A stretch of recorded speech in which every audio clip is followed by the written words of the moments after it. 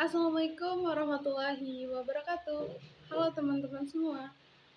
Di video kali ini saya akan membahas materi tentang flowchart. Jadi sebelumnya, perkenalkan, nama saya Amelia Reski dengan NPM 227102078. Saya dari kelas 1C, Program Studi Sistem Informasi, Fakultas Tarbiyah dan Ilmu Keguruan. Tujuan saya membuat video ini untuk memenuhi tugas mata kuliah algoritma dan struktur data teori, materi flowchart dengan dosen pengampu Bapak Maizan El Hairi Kusuma, MTI. What is the flowchart? Apa sih itu flowchart? Jadi, flowchart itu adalah istilah lain atau kata lain dari diagram alur yang dimana diagram tersebut itu berisikan langkah-langkah atau proses-proses untuk mengoperasikan sebuah program. Umumnya langkah-langkah atau proses yang terjadi itu akan dituliskan dalam diagram alur dengan garis ataupun anak panah sebagai penghubung dari setiap langkah. Kemudian tujuan dari flowchart itu apa sih? Fungsinya juga itu yang pertama untuk menggambarkan suatu tahapan penyelesaian suatu masalah ataupun program yang ada itu menjadi lebih terurai, lebih rapih, lebih jelas dan juga mudah dipahami dengan simbol-simbol standar. Yang kedua yaitu untuk membantu menentukan langkah-langkah yang telah dibuat itu sudah logis ataupun belum logis. Jadi mempermudah kita juga untuk menemukan debugging ataupun error akibat proses yang belum tepat ataupun langkah-langkah yang kurang tepat. Kemudian yang ketiga yaitu menjadi dokumentasi. Dengan dokumentasi itu mempermudah kita itu dalam menjelaskan pada orang lain tentang penyelesaian masalah, program, ataupun aplikasi yang kita buat. Jadi hal ini juga membantu kita untuk melakukan kolaborasi dengan orang lain. Di dalam flowchart juga itu terdapat simbol-simbol. Nah, dalam standarnya simbol flowchart itu dibagi menjadi 3 kelompok. Yang pertama itu ada flow direction symbols, yang kedua ada processing symbols, dan yang ketiga itu ada input atau output symbols. Nah, kita akan bahas yang pertama yaitu tentang flow direction symbols.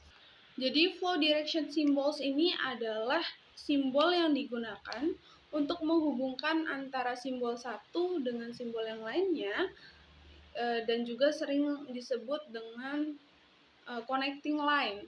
Dan itu ada 4 macam simbol dalam flow direction symbol. Yang pertama itu ada arus atau flow. Itu biasanya digunakan untuk menyatakan jalannya arus atau suatu proses. Itu digambarkan dengan anak panah. Teman-teman bisa lihat di gambar langsung. Terus yang kedua ada communication link. Itu digunakan untuk menyatakan bahwa adanya transisi suatu data atau informasi dari suatu lokasi ke lokasi lainnya. Kemudian yang ketiga ada offline connector, itu digunakan untuk menyatakan sambungan dari satu proses ke proses lainnya dengan halaman atau lembar yang berbeda.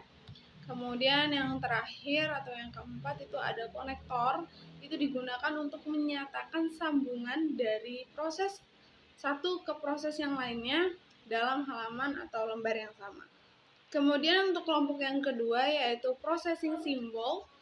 Processing symbols adalah simbol yang digunakan untuk menunjukkan jenis operasi pengolahan dalam suatu proses atau prosedur, dan simbol ini memiliki nama dan fungsinya masing-masing. Yang pertama itu ada proses, lambangnya persegi panjang. Itu berfungsi untuk memproses suatu kegiatan yang dilaksanakan oleh komputer dan biasanya itu menghasilkan perubahan terhadap data atau informasi. Kemudian yang kedua itu ada decision atau logika.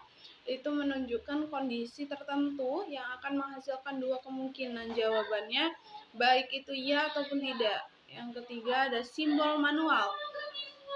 Nah, simbol manual ini menunjukkan tindakan proses yang dilakukan yang tidak dilakukan oleh komputer atau dilakukan oleh manusia karena dia manual. Terus yang keempat ada predefined process, itu menyatakan penyediaan tempat penyimpanan suatu pengolahan untuk memberikan nilai awal. Yang kelima itu ada terminal, simbol yang menyatakan awal atau akhir suatu program. Kemudian ada offline storage, itu adalah dalam simbol yang akan disimpan ke media tertentu. Kemudian yang ketujuh ada manual input, itu untuk memasukkan data secara manual dengan menggunakan online keyword. Kemudian kelompok yang ketiga yaitu input atau output symbols. Yang pertama ada data, itu untuk menyatakan proses input dan output tanpa tergantung dengan jenis peralatannya. Yang kedua itu ada storage data, untuk menyatakan input yang berasal dari disk ataupun output yang disimpan di disket atau storage. Kemudian yang ketiga itu ada dokumen, itu digunakan untuk mencetak dokumen. Kemudian kita akan membahas tentang jenis-jenis flowchart. Ada 5 jenis flowchart. Yang pertama itu flowchart dokumen, yang kedua flowchart program, yang ketiga ada flowchart proses, yang keempat ada flowchart system, dan yang kelima ada flowchart skematik. Yang pertama adalah flowchart dokumen. Ini berfungsi untuk menelusuri alur form dari satu bagian ke bagian yang lain, termasuk bagaimana laporan itu diproses, dicatat, dan juga disimpan. Kemudian ada flowchart program, itu menggambarkan secara rinci prosedur dari program, dan itu terdiri atas dua macam, yaitu flowchart logika program dan juga flowchart program komputer terinci. Kemudian yang ketiga itu ada flowchart proses, itu penggambaran rekayasa industrial dengan cara merinci dan menganalisis langkah-langkah selanjutnya. Kemudian flowchart system, itu menampilkan tahapan atau proses kerja yang sedang berlangsung dan juga menguraikan urutan dari setiap prosedur. Kemudian terakhir ada flowchart skematik, itu menampilkan alur prosedur suatu sistem, itu hampir sama dengan flowchart system.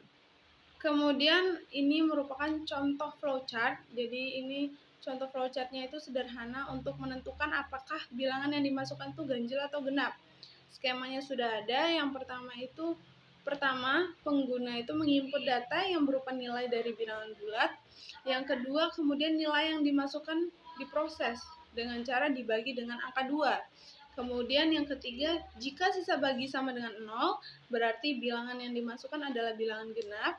Kemudian langkah yang keempat, jika sisa yang dibagi tidak sama dengan 0, maka bilangan yang dimasukkan adalah bilangan ganjil.